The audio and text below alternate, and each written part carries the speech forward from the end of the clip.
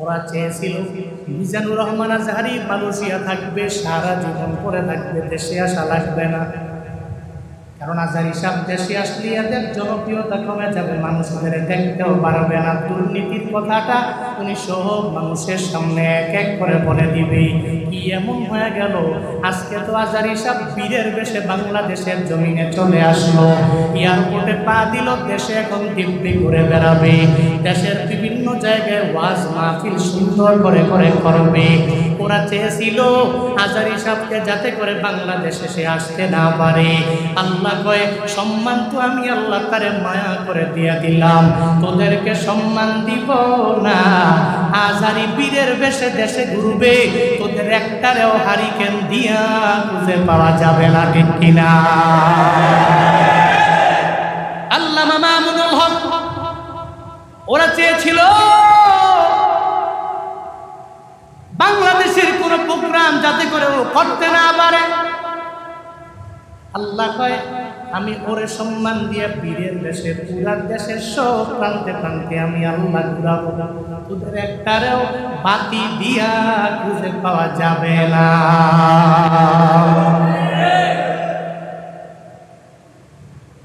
আল্লাহ বলেন, পয়গম্বর আপনি বলেন সম্মান দেওয়ার মালিক হলাম আমি আল্লাহ। সম্মান কোন কোন বান্দারে আমি আল্লাহ দিয়া দেই, যারে দেই ও সম্মান পাবে, যারে দেই না ও সম্মান পাবে না, বরং লাঞ্ছিত হয়ে যাবে, অপমানিত হয়ে যাবে। আল্লাহ পাক বলেন, সব কিছু ক্ষমতা আমি আল্লাহর হাতে, তবে বান্দারে তুই সর্বাবস্থায় বিনয়ী হয়ে চলবা, আমি আল্লাহ তোর প্রতি অনেক পরিমাণে রাজি হয়ে যাব। মান তাওয়াযা লিল্লাহি রাফাআহুল্লাহ, আল্লাহর জন্য যারা বিনয়ী হয়ে যায় আমি আল্লাহ এদের সম্মান করে বড় বানায়া দিই। আল্লাহর জন্য যারা বিনয়ী হয় আল্লাহ এদের সম্মান দেয়, আর যারা অহংকার করে এদের পরিণতি ফেরাউনের মতো, এদের পরিণতি নমরুদের মতো, এদের পরিণতি আবু জাহালের মতো, এদের পরিণতি উতবা সাহেবা মুগিরার মতো, যাদের নাম নেওয়ার মতো আর ভবিষ্যতে কেউ থাকে না। নাম নিলেও, মানুষ নিলেও মনে হয় মুখ দিয়ে থুতু নিক্ষেপ করে। এই জন্য ক্ষমতা পেয়ে অহংকার করা যায় না, সম্মান পেয়ে জুলুম করা যায় না, বিনয়ী হতে না। এই জন্য দেখবেন আমাদের মুরব্বী উলামায়ে কেরাম যারা, আহলে হক উলামায়ে কেরাম যারা, এরা যত দামি হয় ততটাই বিনয়ী হয়, যত দামি হয় ততই বিনয়ী। যেগুলো ভণ্ড একটু দাম পাইলেই ভাব বেড়ে যায়। এই জন্য আহলে হক চিনবেন কেমনে, দেখবেন তার ভিতরে বিনয় দিয়ে ভরপুর, কারণ তার আদর্শ মদিনাওয়ালা নবীর আদর্শের সাথে মিল থাকবে। সে তো নবীর ওয়ারিস, সে তো নবীর উত্তরাধিকারী। নবীর উত্তরাধিকারী যারা, এরা মানুষের সাথে অন্যায় আচরণ করতে পারে, চোখ উল্টিয়ে কথা বলতে পারে। এই দেখেন না মসজিদের ইমাম সাহেব যারা, দেখবেন মনটা খুব নরম হয়, সফট মাইন্ডের অধিকারী হয়। মাদ্রাসার হুজুর দেখেন সফট মাইন্ডের অধিকারী হবে। আপনি একদিন একটা গালি দিয়েন, সে গালি দিবেন না, কারণ ওর ভিতরে কোরআনের জ্ঞান আছে।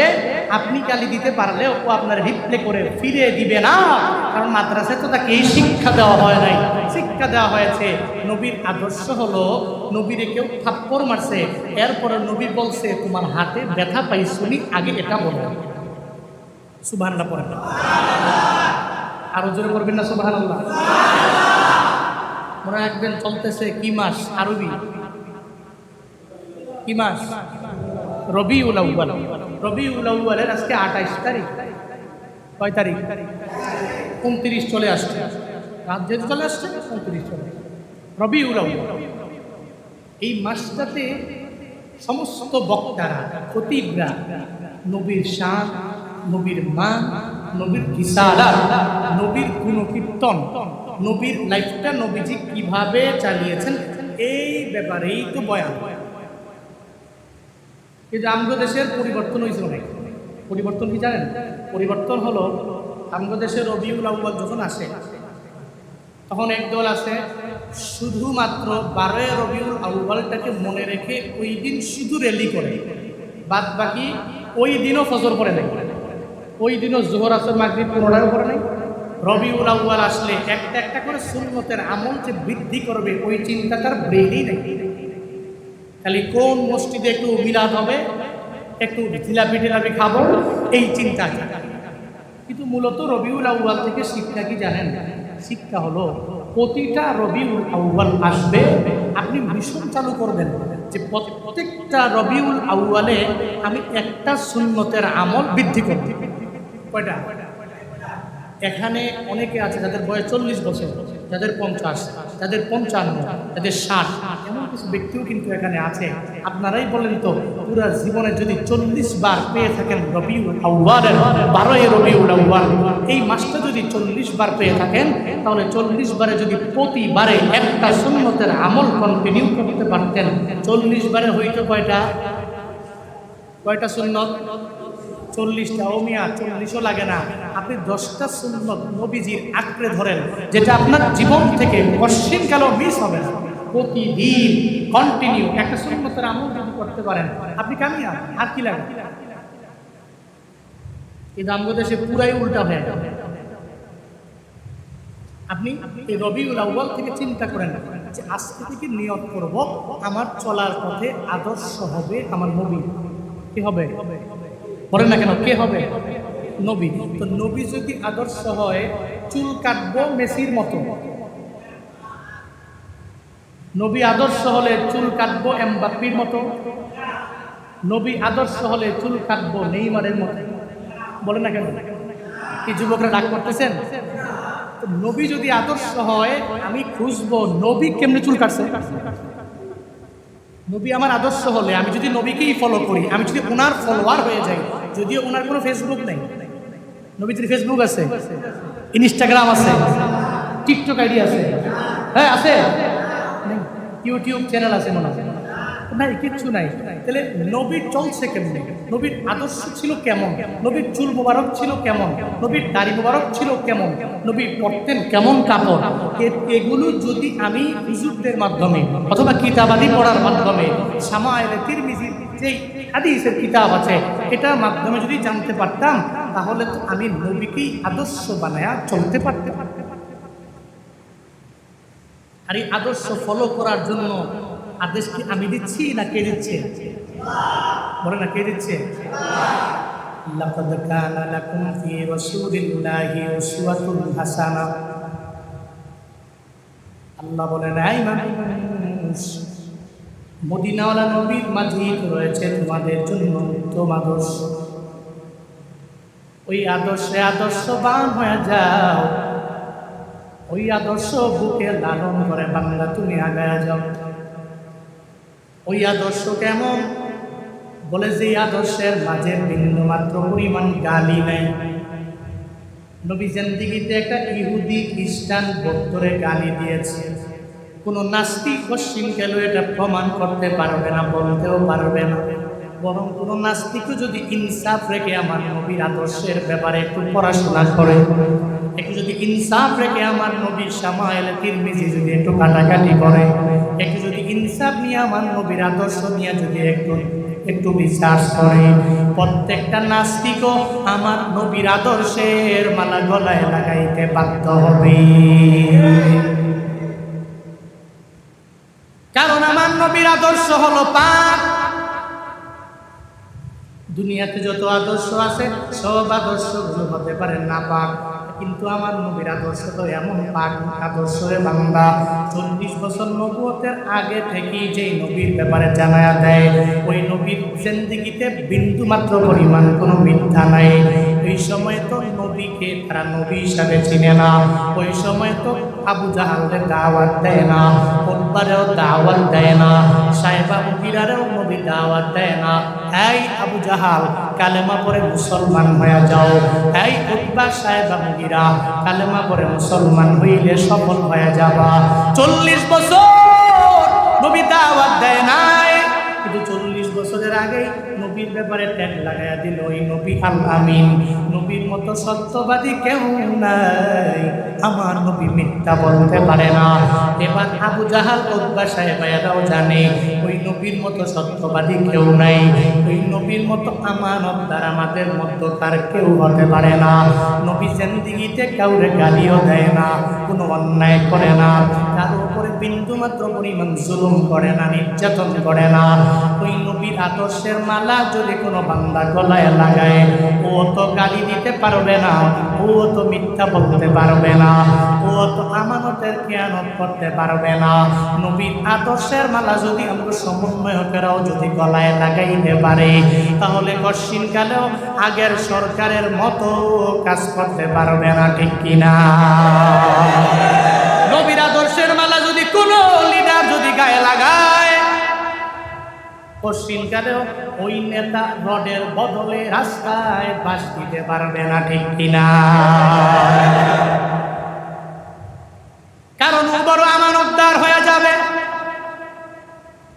আর যারা নবীর আদর্শ নিয়ে ঘুরে, ওরা তো আমানতদার হবে, ওরা আমিন হবে, ওরা খাইন হবে না, ওরা আমানতের খেয়ানত করবে না, ওয়াদা করে ওয়াদা খেলাফ করবে না, ওরা কথায় কথায় গালি দিবে না, কথায় কথায় মিথ্যা কথা ওরা বলবে না, বরং এদের মাঝে মুমিনের গুণাবলীগুলো থাকবে।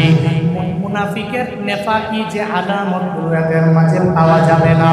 ও বান্দারা, আল্লাহ এটাই জানায় দেন, নবীর আদর্শের মাঝে তোমাদের জন্য রয়েছে উত্তম আদর্শ। আমার নবীকে ফলো করে নাও, তাহলে তুমিও আদর্শে আদর্শবান হয়ে যেতে পারবা। আমার নবীকে ফলো করলো আবু বকর, বড় দামি হয়ে গেল। আমার নবীকে ফলো করলো ওমর, বড় দামি হয়ে গেল। আমার নবীকে ফলো করলো উসমান, বড় দামি হয়ে গেল।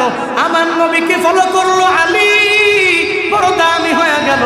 আমার নবীকে ফলো করলো সাহাবায়ে কেরাম, এরাও অনেক পরিমাণে বান্দা দামি হয়ে গেল।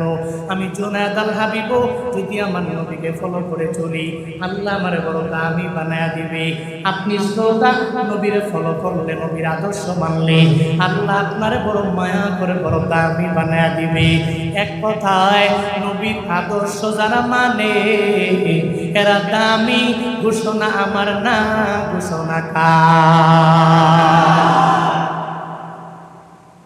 আল্লাহকে পাওয়ার জন্য নবীর আদর্শ মানা জরুরি। নবীর আদর্শের মালা গলায় লাগা, ওই আদর্শের মালা যেই বান্দা গলায় লাগাইছে দামি হয়ে গেছে। দেখছো না, ওমরে ফারুকে আজম আমার নবীর গর্দান আনার জন্য রওয়ানা। নবীর গর্দান আনবে দূরের কথা, বরং নবীর হাতে কালিমা পড়ে তো দামি মুসলমান হয়ে গেল। দুনিয়াতে যারা জান্নাতের সার্টিফিকেট পাইছে 10 জন, এদের মধ্যে হযরতে ওমরে ফারুক কয় নাম্বার? বলেন না, কয় নাম্বার? সন্দেহ আছে কোন? আশারায়ে মুবাশশারা 10 জন সাহাবা দুনিয়াতেই যারা জান্নাতের সার্টিফিকেট পাইছে, এদের মধ্যে হযরতে ওমরে ফারুক 2 নাম্বার। লোকটা ছিল কই? গেছে কই? সুবহানাল্লাহ পড়ে না। লোকটা ছিল কই?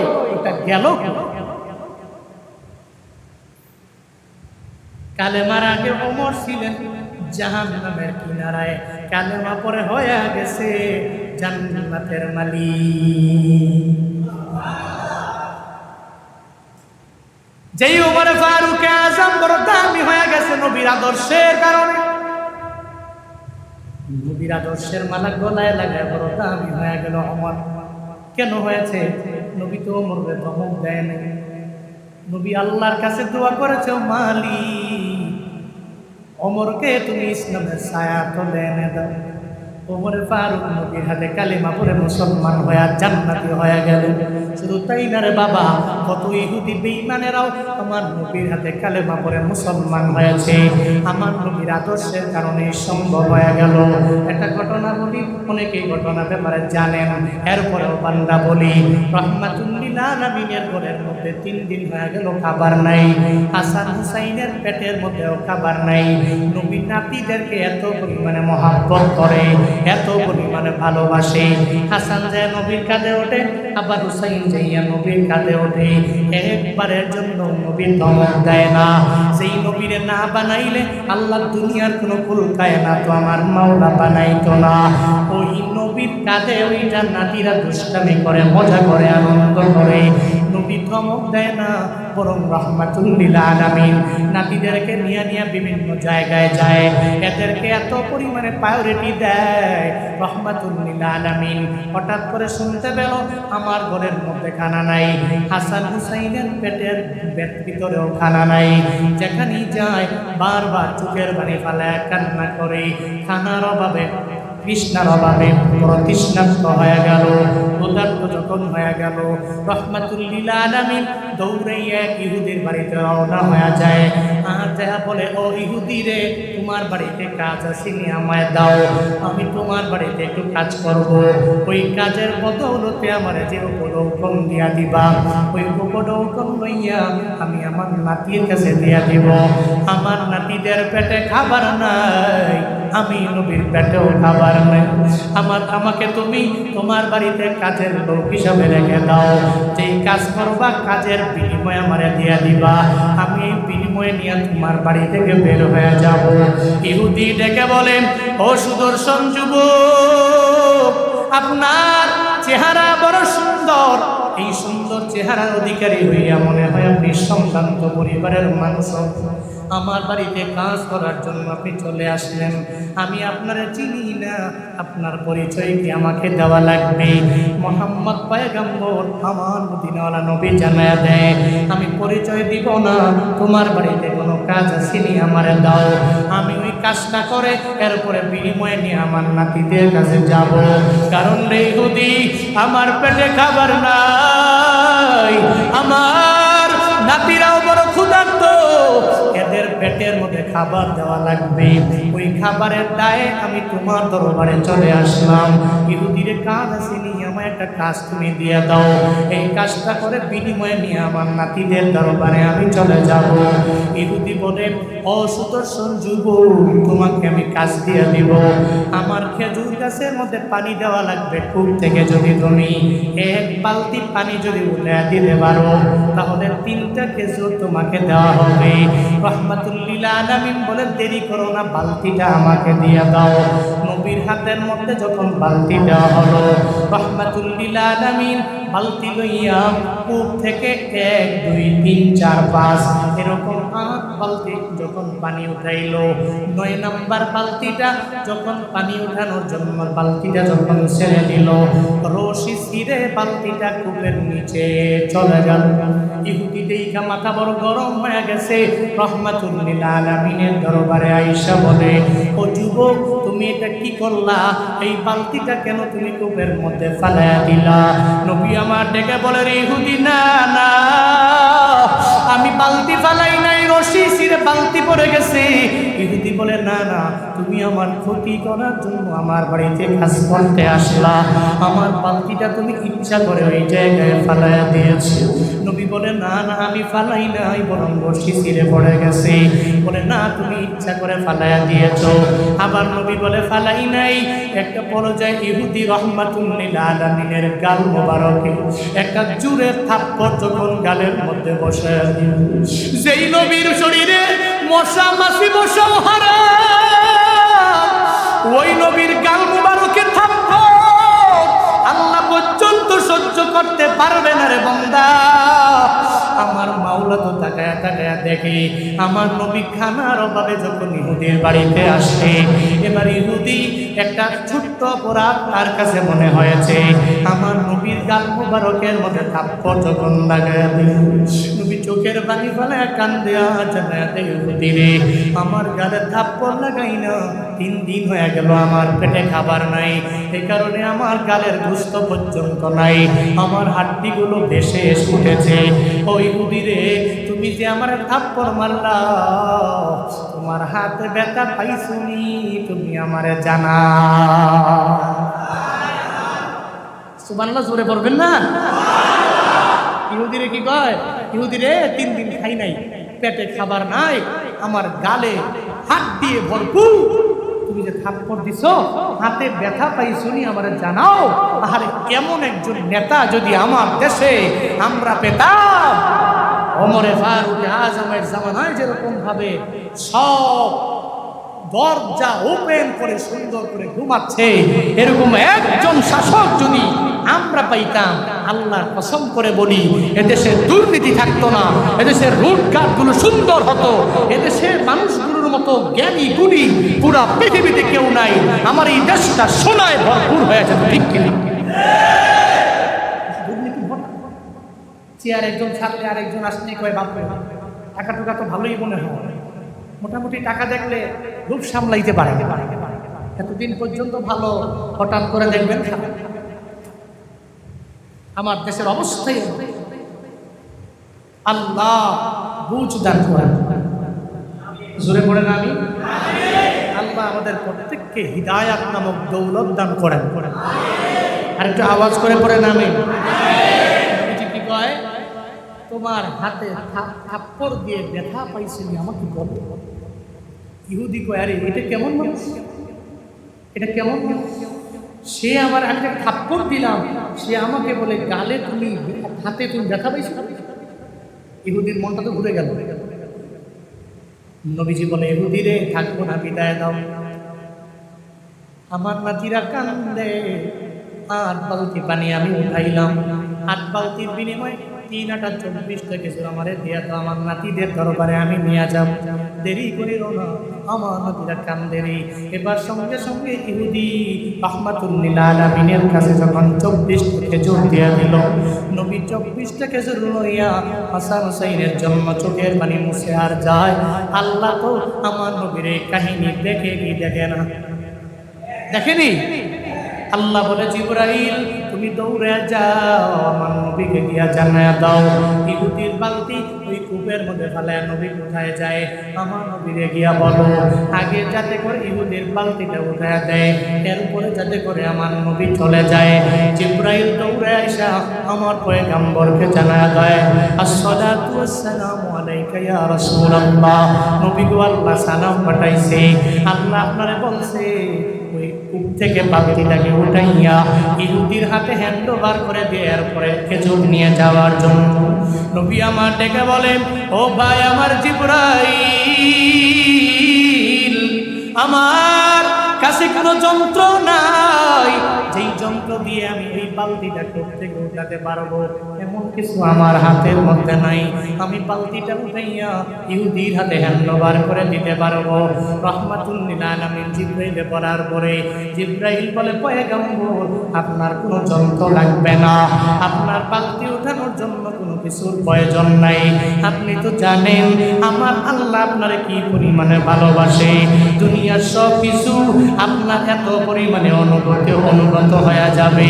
দুনিয়ার বাঘেরাও আপনারে চিনে, দুনিয়ার সিংহেরাও তো আপনারে চিনে, দুনিয়ার হরিণেরাও তো আপনারে পরিপূর্ণ চিনে, দুনিয়ার উটেরাও চিনে, দুনিয়ার সব মাখলুকেরা নবী আপনারে ভালো করে চিনে। নবী গো লাগবে না, চলেন চলেন আমার সাথে চলেন। রাহমাতুল্লিল আলামিন ইহুদির কূপে যায় বলে, আল্লাহ পাক জিবরাইলে শিখায়া দিয়েছে, এই জিবরাইল আমার নবীরে জানায়া দিবা, শিখায়া দিবা। নবী যদি শুধুমাত্র কূপের দরবারে যায়, যদি কূপের সামনে যায়, যদি হাতটা পাইটা এভাবে বলতে পারে, বালতি রে আমার হাতের মধ্যে তুই চলে আয়, নবী বলতে দেরি হবে, বালতিটা নবীর হাতে আসতে দেরি হবে না। আমার নবীর কোনো যন্ত্র লাগবে না, কোনো কিছুর প্রয়োজন নাই, কোনো কিছু আমার নবীর লাগবে না। নবী শুধু হাতটা বাড়াবে, আল্লাহ পাকের ওসিলা দিয়া ডাকতে দেরি, আমার নবীর হাতে আসতে দেরি হবে না।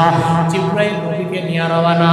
রাহমাতুল্লিল আলামিন ইহুদির ডাইকে না বলে, রে ইহুদি তোমার কূপের সামনে তুমি দাঁড়াও। সঙ্গে সঙ্গে নবী হাত মুবারক দিয়ে বলে, বলতে দেরি, বালতি রে আমার হাতে আয়, বলতে দেরি, নবীর হাতে আসতে দেরি হয় না।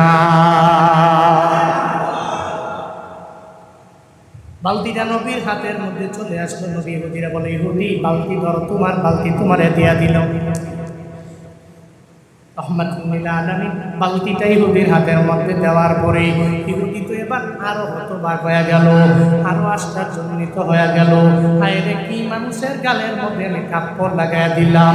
এখন একটা মনের মধ্যে প্রশ্ন জাগতে পারে, একটা আজীব প্রশ্ন, হুজুর বালতি কেমনে নবীর কথা শুনে?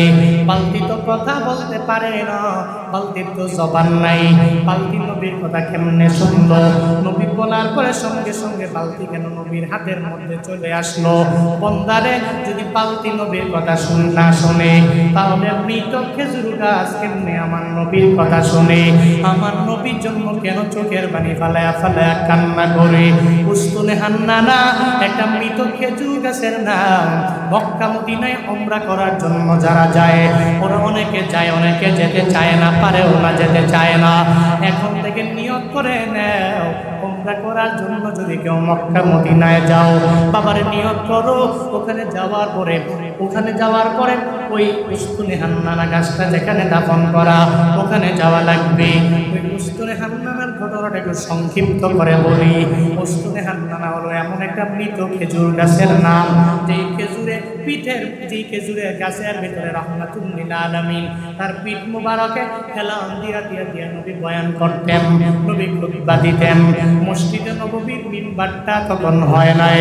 যেদিন মসজিদে নববীর মিম্বারটা হয়ে গেল, নবী খুতবা দেওয়ার জন্য যখন মিম্বারে উঠছে রে, নবী শুনে কে যেন চোখের পানি ফালায়া ফালায়া কান্না করে, কে যেন ফুপিয়ে ফুপিয়ে ফুপিয়ে ফুপিয়ে কে যেন কান্না করে।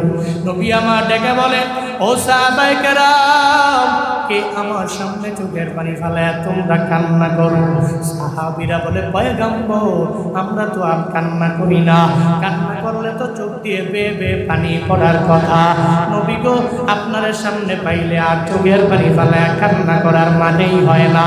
আপনার চেহারা মুবারক দেখলে আমাদের সব বিপদ দূরীভূত হয়ে যায়, আমাদের সব মুসিবত দূরীভূত হয়ে যায়, আমাদের ভিতরে যত যন্ত্রণা, যত কল্পনা সব ধুলায় মিশে যায় গো নবী। আপনার চেহারা মুবারক দেখলে তো আমরা কান্না করতে পারি না। নবী আমার ডেকে বলে, তাহলে ফুপিয়ে ফুপিয়ে কে কান্না করি? ও সাহাবায়ে কেরাম, আমার আর বুঝার বাকি নাই, আমি বুঝতে পেরেছি কে ফুপিয়ে ফুপিয়ে কান্না করে রে। বলে, কান্না করে আমার মৃত খেজুর গাছ। উস্তুনে হান্নানা চোখের পানি ফালায় কান্না করে। উস্তুনে হান্নানা নবী ডাকলো, এই মৃত খেজুর গাছ, আয় আমি নবীর সামনে আয়, তুই ফুপিয়ে ফুপিয়ে কেন কান্না করো, তুই আমারে জানাও। উস্তুনে হান্নানা বলে, পয়গম্বর, আপনার মিম্বর হওয়ার আগে আপনার পিঠ মুবারক আমার বডির মধ্যে লাগতো, আমার পুরো জীবনটা ধন্য হয়ে গেছে। নবী গো, আপনার পিঠ মুবারক আমার গায়ের মধ্যে লাগার কারণে, কিন্তু আজকে তো আপনার পিঠ মুবারক আমার গায়ের মধ্যে আর লাগে না, এই জন্য আমি চোখের পানি ফালায়া ফালায়া ফুপায়া ফুপায়া কান্না করি।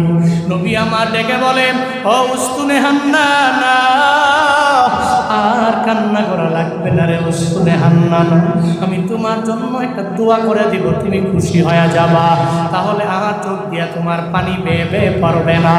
উস্তুনে হান্নানা বলে, নবী গো, কি দোয়া বলেন? নবী ডেকে বলেন, উস্তুনে হান্নানা রে, এতদিন খেজুর গাছ ছিলা, আজকে থেকে মৃত থাকবা না, আমি নবী দোয়া করে দিব, তুমি একটা জীবিত খেজুর গাছ তুমি হয়ে যাবা।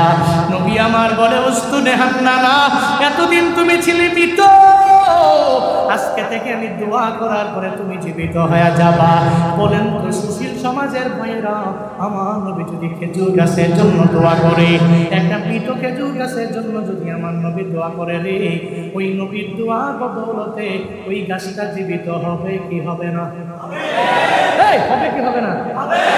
হবে না? নবীর কথা আল্লাহ শুনবে না? উস্তুনে হান্নানা বলে, পয়গম্বর, আমার এই দোয়া লাগবে না, আমার জীবিত হওয়া লাগবে না। ওই কি করছে, জীবিত লাগবে না, তাহলে আর কি দোয়া লাগবে? আর একটা দোয়া ধরে কইরা দেই, আমি নবী দোয়া করে দিব, আল্লাহ যাতে করে তোরে এমন হায়াত দেয় যাতে কিয়ামত পর্যন্ত তুই বেঁচে থাকতে পারো, আমি তোর জন্য এই দোয়াটা করে দিলাম। উস্তুনে হান্নানা হান্নানা বলে নবী গো আমার এই দোয়াও লাগবে না, এই দোয়াও আমার কোনো প্রয়োজন নাই। শুধু তাই না, রাহমাতুল লিল আলামিন আবার বলে ও উস্তুনে হান্নানা আমি তোমার জন্য দোয়া করে দিলাম 12 মাস একটানা তোমার শরীরের মধ্যে খেজুর হবে, তোমার গাছের মধ্যে খেজুর হবে, অন্য কোনো গাছের মধ্যে তো 12 মাস খেজুর হয় না। আমি নবী দোয়া করে দিলাম 12 মাস তোমার বডির মধ্যে খেজুর হবে। উস্তুনে হান্নানা বলে নবী আমার এটাও লাগবে না। নবী বলে তোমার কি লাগবে আমায় বলো। রাহমাতুল লিল আলামিন আবার দোয়া করে দেয় উস্তুনে হান্নানা রে আমি তোমার জন্য দোয়া করে দিলাম পুরা দুনিয়ার সব মানুষেরা যদি তোমার গাছ থেকে খেজুর নিয়ে খায় এরপরেও তোমার গাছ থেকে খেজুর কমবে না। আমি নবী সেই বরকতের দোয়া তোমার জন্য করে দিব। উস্তুনে হান্নানার জন্য নবী এই 4টা দোয়া যখন করে দিল, উস্তুনে হান্নানা ডেকে বলে নবী গো আমার আর দোয়া লাগবে না, একটা দোয়া আমার কোনো প্রয়োজন নাই। কারণ পয়গম্বর এই দুনিয়া তো 70-80 বছর 1000-2000 বছর হতে পারে, এরপরে একদিন কিয়ামত হয়ে যাবে যেই দিনের কোনো শেষ নাই, অনন্তকাল যেই দিনটা খালিদিনা ফিহা জান্নাতে যারা ঢুকবে ওরা জান্নাতেই থাকবে, যারা জাহান্নামী হবে ওরা জাহান্নামেই থাকবে। আর দুনিয়া ফানিয়া ওয়াল আখিরাতু বাকিয়া, দুনিয়া ধ্বংস আখিরাত বাকি থাকবে। ও পয়গম্বর দুনিয়া তো ধ্বংস হয়ে যাবে আখিরাত তো বাকি থাকবে গো নবী। দুনিয়ার এই উপডৌকন আমি চাই না, দুনিয়ার এই দোয়া আমার লাগবে না। আসরের ময়দানে আমার নবী যেই জান্নাতে থাকবে আমি চাই আমার নবীর সাথে জান্নাতে থাকবো, ওই নবীর চেহারা মুবারক আমি জান্নাতে দেখবো। আমার নবীর চেহারা মুবারক ওই জান্নাতের ভিতরে পাশে থেকে থেকে আমি আমার নবীকে দেখবো রে। ও পয়গম্বর আর কোনো দোয়া এই দুনিয়ার কোনো দোয়া আমার লাগবে না, লাগবে না। নবী চোখের পানি ছেড়ে দিয়েছে। উস্তুনে হান্নানা এই কথা শুনে নবী জানায়া দেয় উস্তুনে হান্নানা রে দুনিয়ার এতগুলো দোয়া তোমার জন্য করে দিলাম, একটা দোয়াও তোমার লাগবে না। তাহলে উস্তুনে হান্নানা এই দুনিয়াতে আর বেঁচে থেকে তোমার কোনো লাভ নাই। ও সাহাবায়ে কেরাম উস্তুনে হান্নানা রে মাটির নিচে দাফন করে দাও। আসরের ময়দানে আমি নবী যেই জান্নাতে থাকবো ওই জান্নাতের এক পাশে আমার উস্তুনে হান্নানা আমার পাশে থাকবে।